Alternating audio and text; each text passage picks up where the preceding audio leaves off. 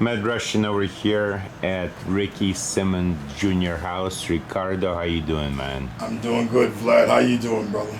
I want to talk to you about an incident that happened on September 20th, 2015. Let me turn this music down a little bit. Okay, so we're gonna talk about what happened at the Fishbone show, and I want to get it on record. Some people want to know, without going into too many details about who the players are, what happened. What do you mean who the players are? You can't get the details without without mentioning the players. Well, mention the players. You know, go ahead, tell your story. What please. happened is that September 20th of last year, it would be 2015. You know, I came to the Brooklyn Bowl to see the band, the boys. So Fishbone. Yes. Fishbone. So as I customarily do, I walk in, I go on the tour bus, I see John, I see Rocky, I see Flying J, I see everybody. And after talking to the Rocky and the boys on the bus, they informed me that John and Bobby Bell were inside the venue. So I walk inside the venue and I hook up with them, we laughing and shitting around like we normally do. And we're at the bar. Me, Bell, John, and my boy Greg Crevochet having a drink. And Angelo and Michelle walk in along with Jeff Plilskin. Now, previous to this, me and Jeff had been having a beef. I wouldn't say legitimate in the sense that it was amount to anything, but it was legitimate in his head over this girl he claimed that he was dating named Emma Smith, which, by the way, he isn't. So this situation had been festering for like months, and I mean months. He had been sending me text messages saying how he's gonna kick my ass, and that Emma was a slut, and how's it feel having sloppy seconds, and all this sort of ridiculous BS. Oh, and I'm doing that because I have all the text messages here from Jeff, as you can see. This is all Jeff. I'm gonna start getting you back to September 20th, 2015. What happened? So, Jeff walks in and he's with two guys from DMS. This guy named Scandalf, and the other gentleman, I don't know whose name it is. So, as I said, he walks in with Angelo and Michelle. Now, Angelo and Michelle immediately walked up to me and gave me a hug and a kiss. That's just how we are, and we started laughing and BSing. And Jeff's about 15 feet behind him. So, when he sees me, he walks around me, all the way toward the steps near the back bar, and starts mouthing off, punk ass, MFer, blah blah blah blah blah. So I responded in kind, you're a punk ass, you're an MFer, and you're a woman beater, So he didn't like that. So he comes up, he's like, oh, you're disloyal, man, you're fucking my old lady and this and that. And I'm like, are you serious, bro? There's nothing going on with me and this girl Emma. I said, if anything, you should really concern yourself with why she got an order of protection from you, because you're freaking beating on her. I said, I only found out about it, at that point, 4 months before the incident. And I have a copy of it on my phone because she sent it to me. So anyway, he comes over, we're, like I said, the verbal assault keeps going on and on and on and on, and it was what it was. Then he pushes me. So I laughed at him and I pushed him back. The two gentlemen he was with, and Gregory. This is all at the Fishbone show this is all on at the September 20th in the Brooklyn Bowl. At the Brooklyn Bowl, September 20th.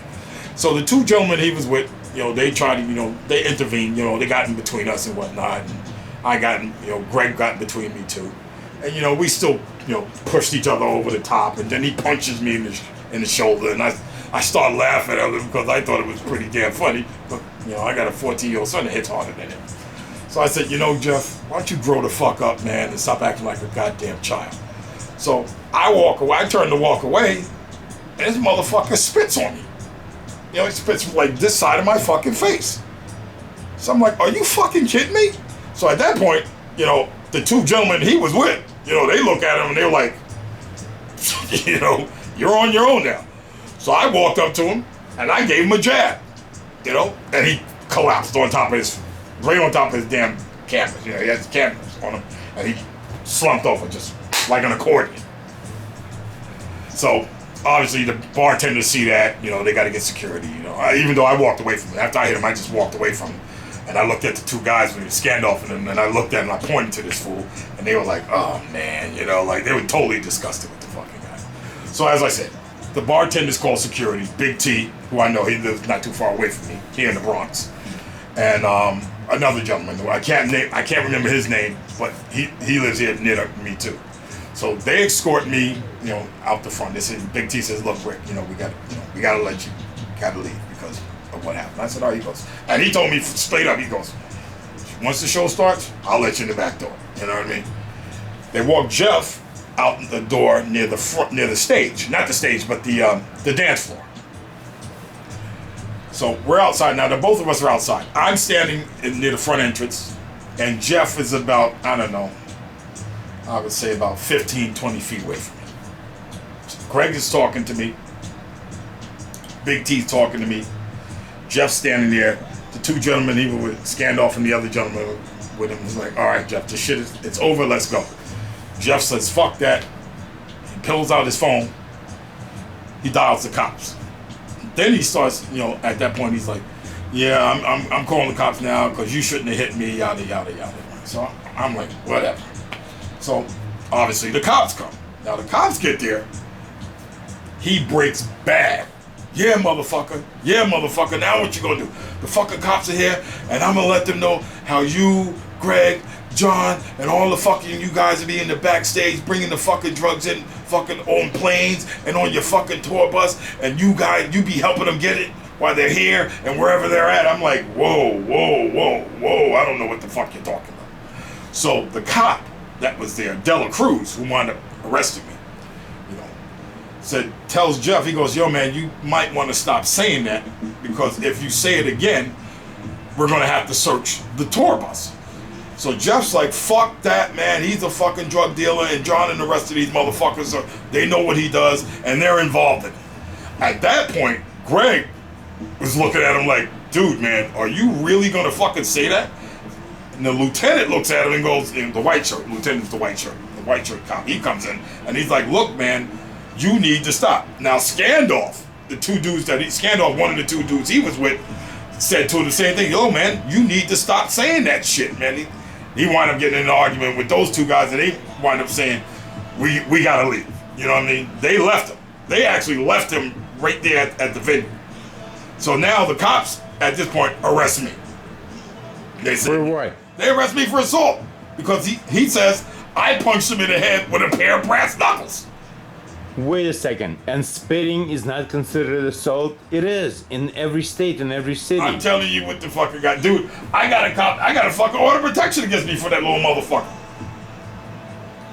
He filed a claim saying I assaulted him with a pair of brass knuckles, and the cop came over. So what happened in the case in last year? So now this shit's been going on since October, like I said, September 20th. I have my trial date with Jeff on October 19th.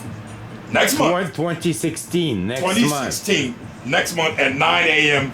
at the Brooklyn Criminal Court Building. Now, when this shit started, they offered me 90 days in jail. Oh my God. And a felony. And $200 community service work.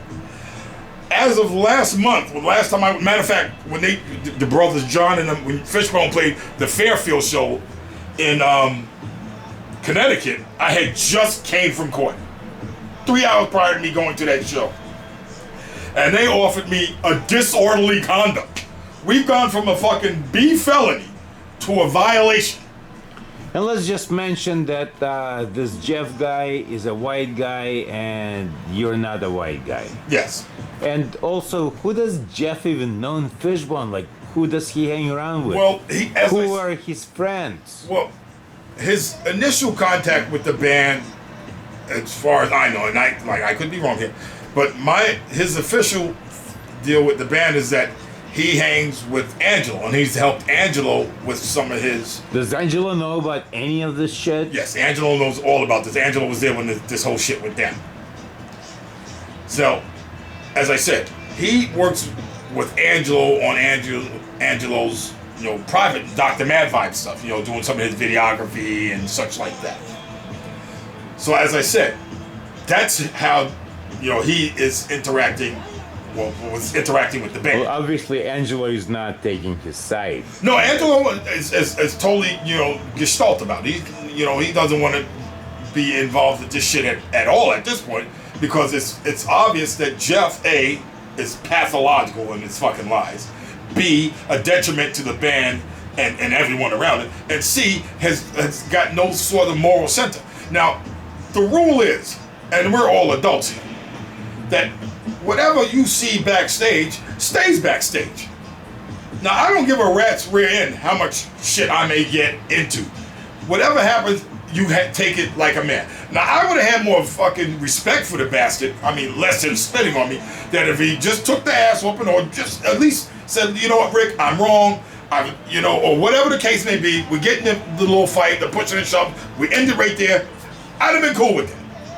But he couldn't even do that. Once he went outside and started mentioning the shit about the drugs, the shit about me and John and the rest of them being involved in drugs and all this other shit, and that, that somehow that this is the norm with the band whenever they're around, dude, you're putting a lot of people's livelihood at risk. Not only that, you're putting their freedom at so you're now facing disorderly conduct, or you're still facing... The DA now this is what I'm saying. Now it's gotten to the point where the DA is going like this. They see the case for what it is, and now they're like, wait a minute, we can't sit here and try to prosecute Mr. Simmons for this bullshit, because there's nothing to this. This is just some guy who acted up, got his ass handed to him, and now he wants to cry. Now he wants to cry wolf. Do you have witnesses when he spat in your face? I have witnesses, yes. Okay, great. Well, thank you for telling me the story. Anything else you want to add to it before it goes on even longer? Like I said, Jeff is a pathological liar. We want his apology. Will you accept his apology? No, I won't accept his apology. You're done with I'm done with him. The guy is a freaking liar. He is a detriment and a fucking hazard to not only me, to everyone he's around. And not for nothing, he's a fucking woman beater. So he needs to be 86 in order for Totally be 86. Familyhood to move in a positive vibration. Exactly. Thank you very much, sir. Not a problem, man. Not a problem. Live in the Bronx with Rickey Simmons Jr. Like I said. and one of his guitars.